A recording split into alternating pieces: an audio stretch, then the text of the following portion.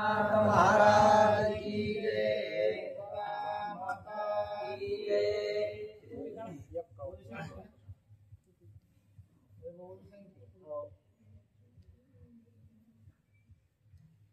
श्री गणेशाय नमः, श्री सरस्वते नमः। मी पवित्र जग अपवित्र, हे स्वयंपाकाचे मुख्य सूत्र।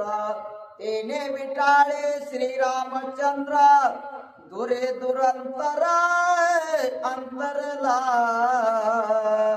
भगवान राम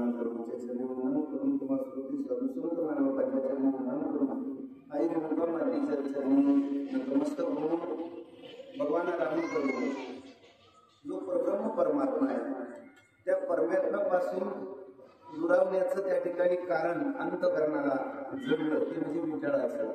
शास्त्रानं सांगितलं, हे रामायणातच किस्किंदाकांडात वैविध्य, पण आता हे समाजाला मान्य नसतं. पण मी माझ्या जीवनामध्ये ते अंगीकारलेलं होतं. भयानक माझे चुलते वारलेले असताना सुद्धा मी वाचलेले. त्याच्यामुळं भगवंताच्यावर ज्याची दृढ श्रद्धा आहे, अनन्य निश्चय तो माझ्यांना करीपास दिशान निश्चय भक्ता युक्ताना निवडचे महानियम.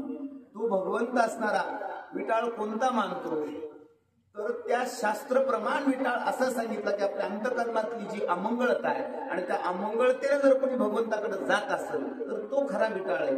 ती अमंगळता किंवा अहंकारी वृत्ती जर आपल्या अंतकरणातून आपण काढली तर त्याला त्या देहाला कुठलाच विटाळ बाधा करत नाही. परंतु अशा हा तुच्छ आहे, हा गलिच्छ आहे किंवा इतर विचारांना जर आपण प्रेरित होऊन अंतकरणाला मलिन करत असू तर देव आपल्यापासून दूर राहायला वेळ लागत नाही. तशी अवस्था त्या जीवाची झाली. वर्णाभिमाने स्वाश्रमाभिधान स्वाभिमान, कर्माभिमान धर्माभिमान, न वंचिता सर्वाभिमान, रघुनंदन भेटना. रघुनंदन भेटला. कशामुळे भेटला? आपण त्या ठिकाणी ज्या देहाला प्राप्त झालो, देहाला प्राप्त झाल्याच्या नंतर जे त्या ठिकाणी कर्म आपल्या जीवनामध्ये आपल्याला पूर्व कर्मानुसार त्या ठिकाणी प्राप्त झालं आणि ते आपण बाजूला सारून विचार केला तर ते त्या ठिकाणी आपल्याला जीवन साफल्याकडे नेत नाही. वर्ण आपण त्या ठिकाणी काळे आहोत, गोरे आहोत, उंच आहोत, बुटके आहोत, जे कोणी असेल त्या थराला जर आपण त्या ठिकाणी चांगले असू आणि त्याचा जर आपल्याला अभिमान असेल आणि त्या अभिमानानं जर आपण भगवान रामप्रभूच्याकडे जात असू तर आपल्याला जाता येणार नाही. धर्म, ज्या धर्मामध्ये आपण त्या ठिकाणी जीवन व्यतीत करत आहोत, जीवन व्यतीत करत असताना जर धर्माचा गर्व आपण अंगीकारून त्या भगवंताची शरणागती पत्करण्याचा प्रयत्न करत असू तो भगवंत असणारा आपल्या जवळ त्या ठिकाणी राहणार नाही, तो दुरावतो. परंतु या सर्व प्रक्रिया आपण बाजूला ठेवल्या, वर्ण अभिमान बाजूला ठेवला, धर्म अभिमान बाजूला ठेवला, कर्म अभिमान बाजूला जर ठेवला आणि सरळ अंतकरणानं, स्वच्छ अंतकरणानं, निर्मळ अंतकरणानं जर आपण त्याची शरणागती पत्करली तर भगवान रामप्रभू आपल्याला दूर नाही. अशा प्रकारचा विचार. वेश्या बोलता सदयुक्तीसी, पिंगळा वेश्या कोण मनसी, जे अवधूते चोवीसा गुरुसी, यदुपासी सांगितली. यदुपासी सांगितली, यतिपासी सांगितली.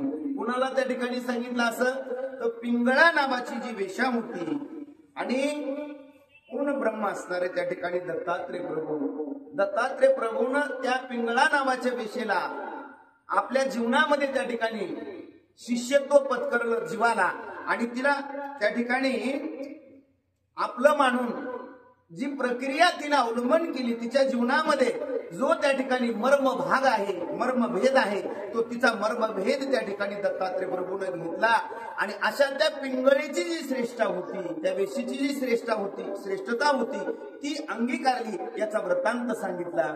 श्रीराम पावला राजभुवन, शांती एवं यापन, जीव भावाचे लिंबलोन, सांडीव वाळून बोहरासी.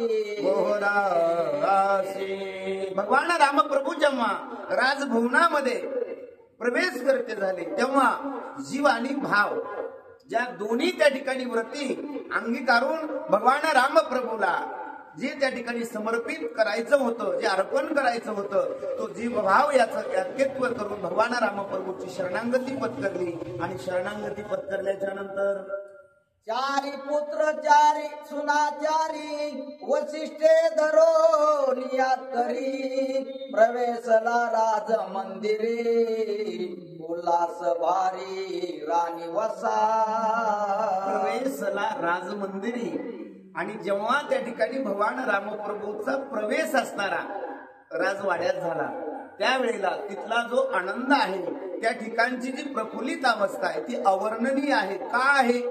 कारण सूर्यवंशाचे जे त्या ठिकाणी कुलगुरू आहेत वशिष्ठजी बाबा, एखाद्या संत महात्म्याने जर आपल्यासारख्याचा हात पकडला, मग तो देव असेल, तो लहान असेल, उच्च असेल, अज्ञानी असेल, ज्ञानी असेल, श्रीमंत असेल, गरीब असेल, काळा असेल, बुक्का असेल, जो कोणी असेल, एकदा का संताने हात पकडला बाबा, ज्याची त्याला पदवी येदाला न साधेल, संताला म्हणजे आत्मसुख ज्या संतत्वानं ज्या देवत्वानं त्या ठिकाणी एकदा का आपलं केलं, तिथला जो आनंद असतो तो आनंद असणारा अगणित असतो.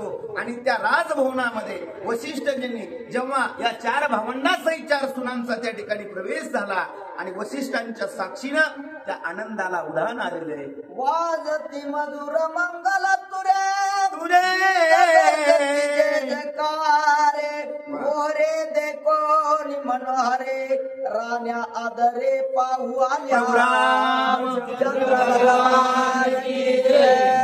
ज्या वेळेला भगवान रामप्रभूनं वशिष्ठ गुरुजींच्या साक्षीनं प्रवेश केला, त्या ठिकाणची जी आनंदमय अवस्था आहे, मग आनंदमय अवस्था जेव्हा प्राप्त होते तेव्हा जीवानं काय करायला पाहिजे? आपल्याला आनंद झाला, धन प्राप्त झाला ना, आनंद झाला, काय करायला पाहिजे? धन जिथं उडवायचं नाही तिथं उडवून आनंद साजरा करायचा का नाही? जोडून या धन भारे. तशा प्रकारची स्थिती त्या राजमहालामध्ये प्रवेश ती झाल्याबरोबर झाल्याच्या नंतर मग त्यांनी आनंद साजरा केला. तर काय आनंद केला? तर रामनामाचा गजर केला. मग रामनामाचा गजर किती महत्वाचा आहे? अतिशय महत्वाचा आहे. मग आनंदाच्या भरामध्ये श्रीराम जय राम जय जय राम म्हणू लागले. काय म्हणू लागले? त्या ठिकाणी एवढा आनंद झाला होता आणि एवढे उल्हासानं ते त्या ठिकाणी राजभवनामध्ये राजमहालामध्ये लोक गाऊ लागले, म्हणू लागले, आले आले आले प्रभू रामचंद्र आले, कौशल्येचे बाळ आले, रावणाचे काळ आले, आले आले आले प्रभू रामचंद्र आले, वालीचे शत्रू आले, सुग्रीवाचे मित्र आले. एवढंच नाही, वशिष्ठ समेत असताना संताचे मित्र आले, दुष्टाचे शत्रू आले, आले आले आले प्रभू रामचंद्र आले. अशा प्रकारचं गुणगान आणि नामाचा गजर करू लागले. पहिले कौशल्याचे नमान चारी सुनांकी वाहून पराकंकन पद्मभूषण ते आपण स्वानंदे. त्या दिवशी महाराजाची आपली चर्चा झाली. चर्चा झाली तो विषय आला. काय विषय आला? ज्या वेळेला आता आपल्या घरामध्ये शास्त्र सांगते, जर आपल्याला वागायचं शिकत असेल, घरामध्ये आनंद शिकायचा असेल तर रामायण ऐकावं, रामायण वाचावं. आपल्याला जर त्या ठिकाणी राजकारणात धूर्त पद्धतीनं पुढे जायचं असेल तर महाभारत, आणि मरायचं असेल तर श्रीमद भागवत महापुराण घेतात. तसं बाबाचा आमचा त्या दिवशी विषय झाला आणि अगदी एवढा आनंद वाटला. त्यांच्या 2 सुना, माझा काही परिचय नव्हता पण आई असणाऱ्या, आणि त्यांची 3 मुलं महाराज. एवढे मध्ये रामायण होते म्हटल्याच्या नंतर या कलियुगामध्ये सुद्धा भगवान रामप्रभूची चेतना अंतकरणामध्ये का साक्षार होत नाही? कारण विषय गोबीचा आहे बरं का, मी त्याचा अर्थ सांगणार आहे. हे का सांगण्याची गरज पडली? जेव्हा सीता आई, उर्मिला आई, मांडवी आणि श्रुतकीर्ती या 4 सुनांनी सासर घरामध्ये प्रवेश केल्याच्या नंतर सासून कसं वागावं आणि वागल्याच्या नंतर त्या घरात सुख कसं नांदता हा विषय आला. जेव्हा या 4ही सुना प्रवेश केल्याबरोबर माझ्या कौशल्य आईनं सर्वात अगोदर आपल्या सुनाला मांडीवर घेतलं आणि आपल्या बाबांनी अजन्म त्या ठिकाणी त्याची किंमत करता येत नाही, एवढं मूल्यवान त्या ठिकाणी असणारे अलंकार आल्याबरोबर सुनाच्या सासूनं काय केले, परिधान केले. सांगा त्या सुनाला म्हणावं लागत असेल का, बाई चहा करतीस का, पाणी देतीस का, असं म्हणावं लागल का? याला म्हणायचं रामायण महाराज, माझ्या कौशल्य आईनं जे अलंकार होते ते अलंकार त्या ठिकाणी चारी सुनाला त्या ठिकाणी आल्याबरोबर, नुसतं घरात आल्याबरोबर दिले. दिल्याच्या नंतर काय झालं, लागता सुमित्रेच्या चरणात आती हरिके आलिंगी चारी कटे मेकळा कर कंकणा ते आपण स्वानंदे. कौशल्य आईनं अलंकार दिले आणि चारी सुनांना आशीर्वाद घेतला. चारी सुना बाजूला झाल्या आणि मग परत असणाऱ्या लक्ष्मणाची आई असणाऱ्या ज्या सुमित्रा आईचा आशीर्वाद घेण्यासाठी जेव्हा चार सुना गेल्या, तेव्हा दर्शन घेतल्याबरोबर कटी मेखळा कंकण किती भारी असतील. जेवढे अलंकार सुमित्रा आई जवळ होते तेवढे अलंकार दर्शन घेतल्याबरोबर, आशीर्वाद घेतल्याबरोबर सुमित्रा आईनं सुद्धा आपल्या चारी सुनाला त्या ठिकाणी प्रदान केले. कैकईसी करिता नमना चौ सुनासी दे चुंबना याता पुऱ्या दोघी सुना जाना त्यासी घाली आपण सुमन माळा. त्याता पुल्या दोघी जणी त्याशी अर्पून या मनोमनी.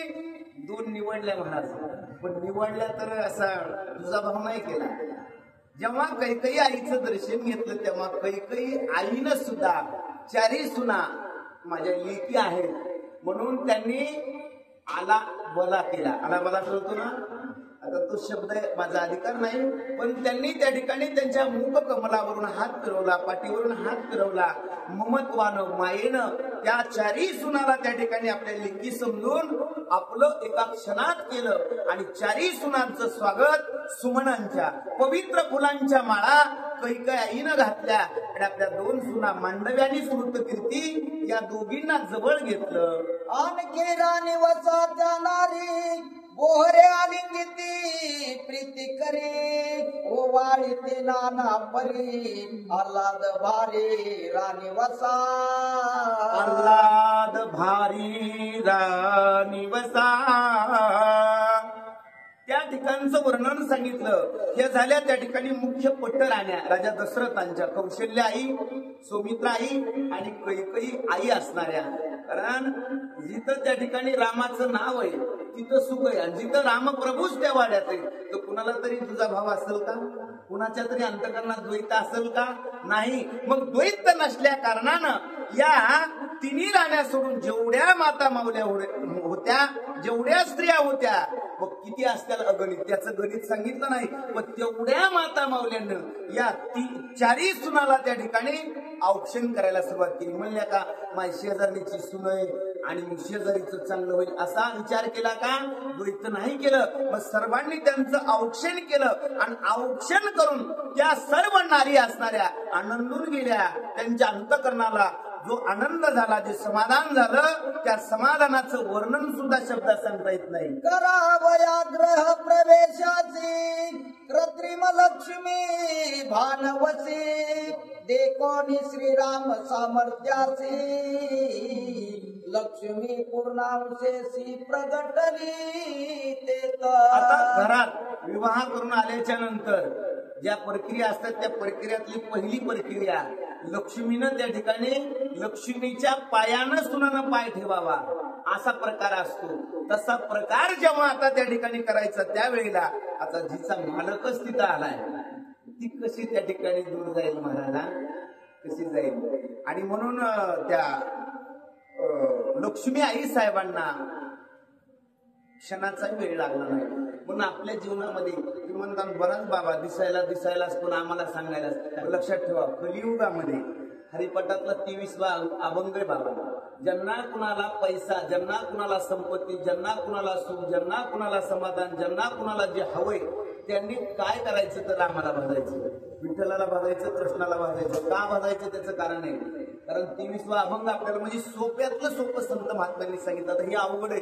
जेव्हा आपण हे बालकांड उघडतो, बालकांडातलं त्या ठिकाणी हा आदेश शेवटचा येईल, मग आपण तिथं ऐकायला जाऊ अथवा नाऊ, मग तिथं कळत. मग ते आपल्याला उशीर लागेल याच्यासाठी. नित्य नेम नामी प्राणी तो दुर्लभ, लक्ष्मी वल्लभ तया जवळी. आणि कशामुळं? रामकृष्ण नामे हे दोन्ही साजी रे. आणि कुठं जपा? कष्टात जपा. तुम्ही कशाही अवस्थेमध्ये असू द्या, कशाही त्या ठिकाणी स्थितीमध्ये असू द्या, ती जपण्यासाठी आपण सुंदरच असावं, आपल्याला सुरच असावा, आपल्याला ज्ञानच असावं, याचं काही घेणं देणं नाही महाराज. मग त्याला त्या ठिकाणी जाणीव असावी. कशाची जाणीव असावी? ही देह आहे, हे शरीर आहे. हे शरीर आपलं एक ना एक दिवस काय होणार आहे? गुलाबाच्या फुलासारखं असं फुलणार आहे का? झुकू झुकू झुकू झुकू देहाची गाडी. म्हणून सगळे हरिनामाची लावा गोडी. आणि ही जी त्या ठिकाणी चलबिचल अवस्था आहे ना, ही जगातली मोहून टाकणारी. लबाड लांडगे तोडूया, देवाच्या गावाला जाऊया, जाऊया रामाच्या गावाला जाऊया. मग हे जायचं कुणासोबत? डब्यात बसले भगवंत, तिकीट मास्तर हनुमंत. डब्यात बसले भगवंत, तिकीट मास्तर हनुमंत. लबाड लांडगे तोडूया, वाईट संगती सोडूया, रामाच्या गावाला जाऊया, जाऊया रामाच्या गावाला जाऊया. फक्त ऐकायला मला आम्ही ऐकणार आहे.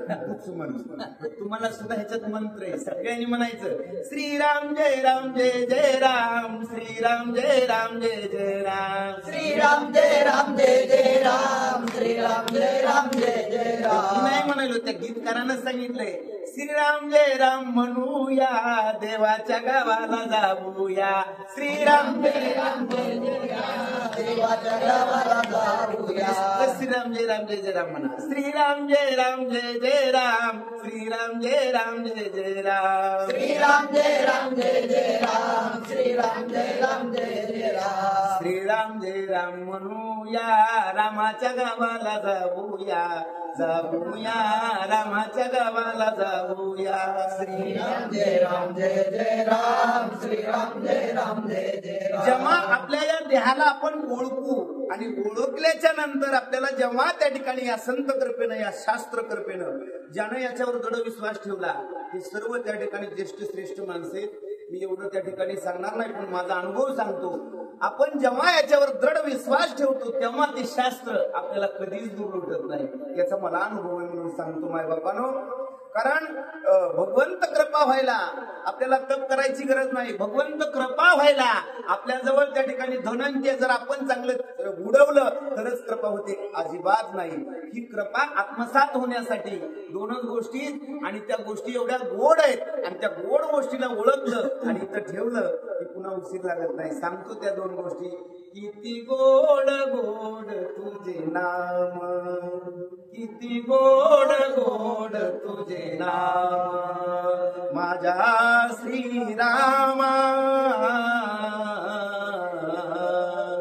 माझ्या श्रीरामा, माय बापा, किती गोड गोड तुझे नाम, किती गोड गोड तुझे नाम. दिवाळीचे गोळे कोणी कोणी खाल्ले? सगळ्यांनी खाल्ली. खाल्ल्याच्या नंतर चव कळाली का करतानाच कळाली? असं आता ही एवढंच म्हटलंय तर ऐकायला गोड वाटलंय, पण चव घेतली का त्याची? कधी घेणार? कोण दिवस येईल कैसा नाही देवा, क्या भरोसा है इस जिंदगी का, साथ देती नहीं किसी का, मौत जब तुझको आवाज देगी, घर से बाहर निकालना पडेगा. म्हणून माय बापानं कधीतरी, मी तर जेव्हा कधी कधी असं एकांतात असतो त्यावेळेला मी हट्ट करत असतो मनाला, आणि दुसऱ्याला आठवायचं नाही. एखाद्या संताला नसता आई वडिलांना आठवायचं आणि म्हणायचं, ए आई मला राम नाम गाऊन दे. म्हणला कसं कधी? अगं आई, फक्त आई मला हे दे, बाबा मला ते दे, बाबा मला हे आणा, असं म्हणतो की नाही? तसं कधीतरी मनाला हट्ट लावायचा. ए आई मला रामनाम गाऊ दे, रामनामाच्या भजनात मला चिंब चिंब होऊ दे. हे आई मला रामनाम गाऊ दे. अशा प्रकारची अवस्था जोपर्यंत जीव आत्मसात करत नाही तोपर्यंत त्या ठिकाणी देहातला जो आनंद आहे तो प्रभू राघव असणारा, तो प्रभू राघव असणारा आपल्याला कळत नाही. एकदा कळाला रे कळाला. जसा अयोध्येतल्या राजमालामध्ये आनंद झाला आणि द्वैत संपून एकत्व त्या ठिकाणी अंगीकारून त्या रामनामाचा जो आनंद आहे, रामनामाची जी कृपा आहे ती आत्मसात त्या अयोध्येत होऊ लागली. कृत्रिम लक्ष्मीच्या अंतरा येते प्रवेशली लक्ष्मी साचारा, तिने तिचे रूप मनोहरा अति सुंदर आभासे. जी प्रक्रिया पार पाडायची होती ती प्रक्रिया पार पाडण्यासाठी लक्ष्मीच्या पायानं त्या ठिकाणी सुनाचा प्रवेश व्हावा अशी प्रत्येकाची इच्छा, तशी कौशल्य आईची सुद्धा. पण जी त्या ठिकाणी त्या भगवान प्रभूची पत्नी आहे ती कशी दूर राहील महाराज. कृत्रिम बनवलेल्या लक्ष्मी पण त्या ठिकाणी साक्षात साकार झाल्या. आणि कशा साकार झाल्या तर अगम्य रूपामध्ये साकार झाल्या. आणि अगम्य रूपामध्ये साकार होऊन काय केलं, सीता आणली धनुर्भंगेसी, दुसरी सीता कैसी मानवसे. आश्चर्य जासे ऋषी मनासे विस्मित. ऋषीला जर असं नवल वाटत असेल तर देव किती नवल करणार असेल विचार करा. त्या भगवंताचं जे कोड आहे, त्या भगवंताची जी अगम्य लीला आहे ती कुणालाही कळत नाही. जेव्हा साक्षात लक्ष्मी आई साहेबांनी आपला देह प्रकट केला त्यावेळेला त्या ऋषींना असं नवल वाटलं, अरे एक जानकी धनुष्य भंग करून राघवांनी आणली, पण ही दुसरी त्या ठिकाणी जानकी ही कुठून आली बरं, कशी आली, अशा प्रकारचं आश्चर्य आणि ऋषींना वाटू लागलं. ते देखता लक्ष्मी ऐसे सीता सा शंकित मानसी. हे स्त्री आता ग्रहवासे रामे का मज सीतेसी. पहिल्यापासून चलत असावं नाही का. आता जानकी सारख्या आईला जर त्या ठिकाणी असा मत्सर होत असेल तर तुम्ही आम्ही सर्वसामान्य म्हणाल. ये स्त्री आणली कैसी मजही का भरिले राघवासी. मी आता राहूया कैसी ऐशी विपत्ती मनासी जानकीच्या. का बरं अशी त्या ठिकाणी विपत्ती माझ्यावर आली असेल असा शाशंकित विचार माझ्या जानकी आईनं जेव्हा साक्षात असणाऱ्या लक्ष्मी आई साहेबांच्याकडे पाहिलं त्यावेळेला आल्याच्या नंतर, आम्ही दोघी स्त्रिया सता एवी एक पत्नी रघुनाथा.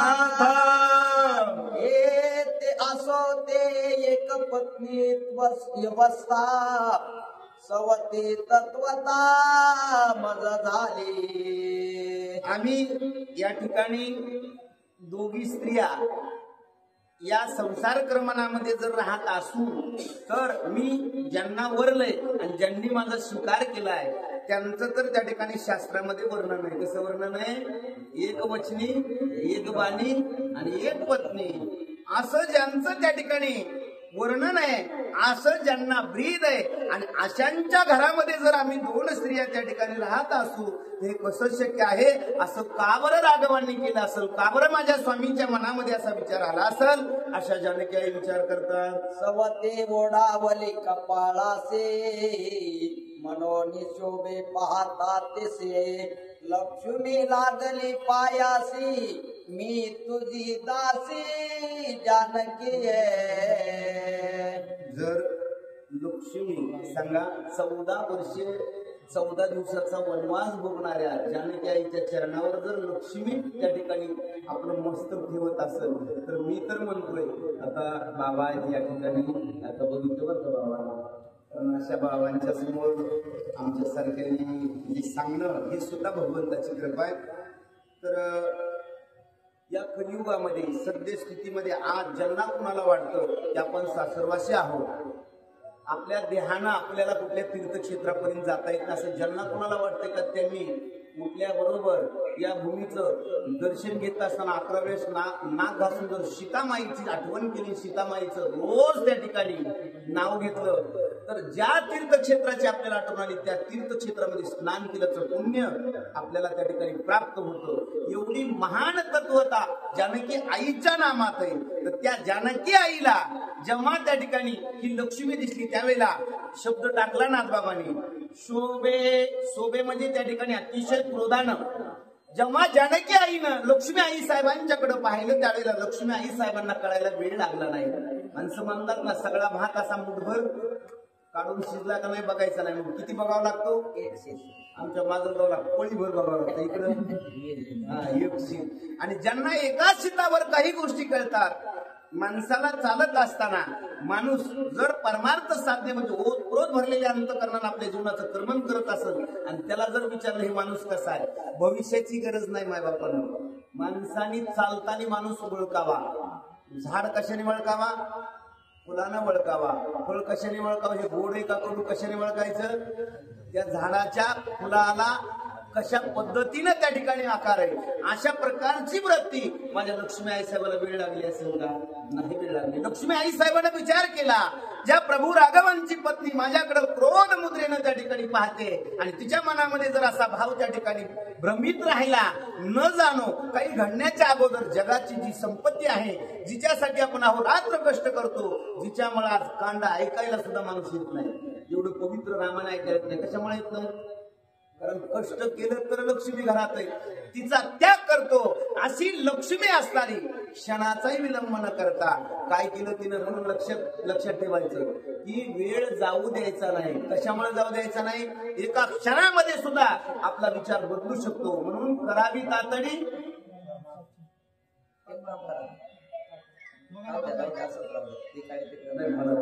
मला वाचायचं आणि आमच्या भाषेला वाचायचं. आलेत दुसऱ्या आलेत का नाही होते? आलेत हे आहेत हे आहेत. ह्याला आमच्या भाषेला 5व्या चला या झालं तो पटकन निघून बसायचं का सांगाय बसायचं? सांगाय बसायचं. मी बसतो 5व्या वाजता वाचायला त्यांना पीटी असली तर वाचता येते. त्याला 5व्या घेतला.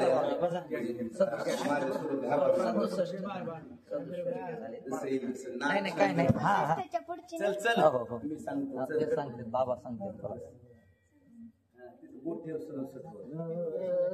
आले आला संप. हा काय नाही काय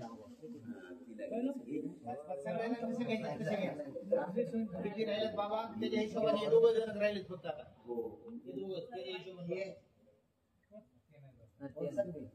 त्यांना ते बोलता येत नाही.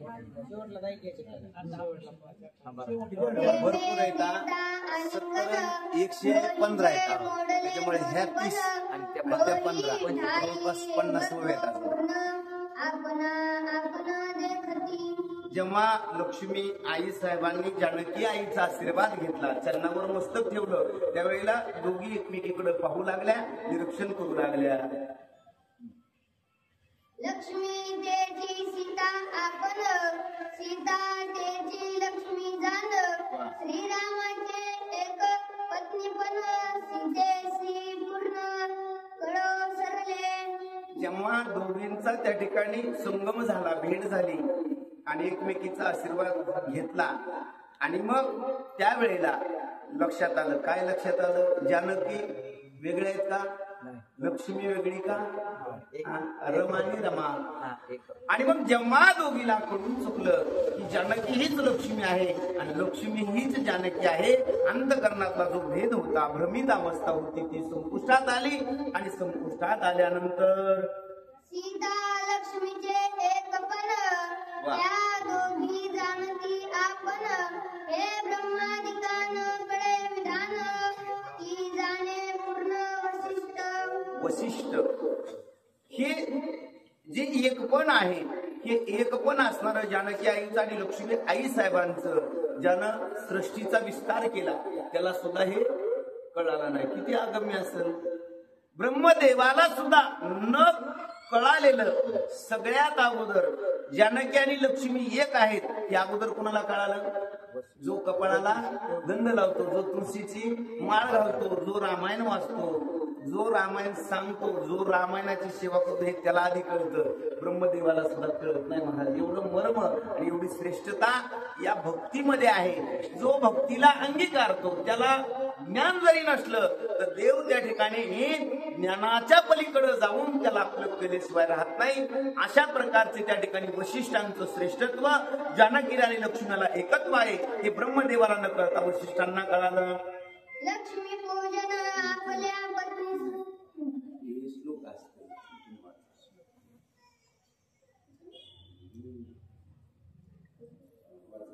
वसिष्ठे आपण केले लक्ष्मीचे पूजन, ग्रह प्रवेशाचे विधान केले संपूर्ण यशोक्त. आणि मग वशिष्ठांनी जेव्हा जाणलं तेव्हा वशिष्ठांनी जी प्रक्रिया आहे पुढील ती प्रक्रिया पार पाडायला सुरुवात केली. वशिष्ठांनी लक्ष्मी आईचा यथासांग पद्धतीने पूजनाचा विधी पार पाडला आणि पूजनाचा विधी पार पाडल्यानंतर शुद्ध विद्या जोडली शस्त्रास्त्रे, क्रिया आणि या अति गजरी, कीर्ती फार झाली लोकांतरी एवढी सामग्री श्रीरामा. जेव्हा सर्व विधी आटोपला आणि आटोपल्याच्या नंतर त्या ठिकाणी ज्या 4 सुना आणलेल्या होत्या, उपस्थित त्या राजवाड्यामध्ये ज्या नरनारी होत्या, त्या सर्वांना त्या ठिकाणी नवल तर वाटलंच, पण जो आनंद होता, जी कीर्ती होती, जी कीर्ती त्या ठिकाणी वाढली, ती कुणामुळे वाढली तर प्रभू रामांच्यामुळे वाढली. अशा प्रकारची श्रेष्ठता भगवान रामप्रभूची आहे. म्हणून त्या ठिकाणचा आनंद अवगणित होता. तेही चौघे बंधू चौघी स्त्रियांचे, दशरथाचे सेवेसी सावधान अहर्निशी, वसिष्ठापासी किंकरत्वे. वसिष्ठापासी किंकरत्वे. साधूच्या जवळ जीवानी कसं राहावं? किंकरासारखं. आणि आई वडिलाच्या जवळ लेकरांनी कसं राहावं? जे ऐकायलो, जे ऐकल्याच्या नंतर त्या ठिकाणी कळतं तसं राहावं. मग काय ऐकायलो आपण? रामायण. रामायणामध्ये दशरथाने रामाची, लक्ष्मणाची, भरताची, शत्रुघ्नाची सेवा केली की ह्या चौघांना केली? आपलं शास्त्र किंवा आपला नियम आहे, धर्म सांगते मातृदेव भव, पितृदेव भव, आचार्य देव भव. तसं रामप्रभू जगाचा जगन्यंत परमात्मा, ब्रह्मांडाचा धनी महाराज, जो शेषाचा अवतार आपण त्या ठिकाणी पाहतोय, तो शेषेचा अवतार असणारे लक्ष्मी म्हणजे भरत आणि शत्रुघ्न या 4ही भावंडांना उभं आयुष्य अहर्निशी. या शब्दाचा अर्थ नाहीच. काय नाही? कारण जीवनामध्ये सेवा करत असताना कंटाळा, आळस कधीच मानला नाही. आणि अहर्निशी नुसतं त्या ठिकाणी राजा दशरथाच्या अंतःकरणामध्ये विचार जरी आला तर 4ही भावंड दोन्ही हात जोडून उभा राहायचे, बाबा आपल्याला काय हवंय. अशा प्रकारचं दास्यत्व करण्याच्या हेतून 4 मुलं दशरथांच्या जवळ आणि किंकर म्हणजे एक सेवक दास्यत्व करण्यासाठी संत म्हणजे वशिष्ठांच्या जवळ आपल्या जीवनाचं क्रमण सांगू लागले. त्या माझी श्रीराम जाण, वसिष्ठासी प्रिय संपूर्ण, तो दशरथाचा जीव प्राण, आवडे संपूर्ण सर्वांशी. त्या 4 भावंडांमध्ये श्रेष्ठ ज्येष्ठ असणारे भगवान रामप्रभू आणि भगवान रामप्रभू असणारे वसिष्ठांना कसे होते? प्रिय होते. का होते? काही काही शब्द असे मर्मभेदी टाकलेले असतात बघा, आपण सांगत सांगत चलत राहतो. मग ह्याच्यावर आपण विचार करायचा, देवाला कोण आवडतो? भक्त. भक्ताला कोण आवडतं? भक्त. 4-3 नाथ बाबा ओवीत शब्द टाकतात की वसिष्ठासी प्रिय राघव. मग वसिष्ठांना रामप्रभूच का आवडते? कारण देव आणि भक्त आहेत महाराज. अशा प्रकारची श्रेष्ठता वसिष्ठांच्या करवी भगवान रामप्रभूच्या बद्दल अंतकरणामध्ये. राम आवडे सर्व भूता, रामे सर्वांशी सुकर पता, तोही वसिष्ठाच्या वचनार्था, होय वंदिता किंकरत्वे. किंकरत्वे. रामप्रभू वसिष्ठांना प्राणापेक्षाही आवड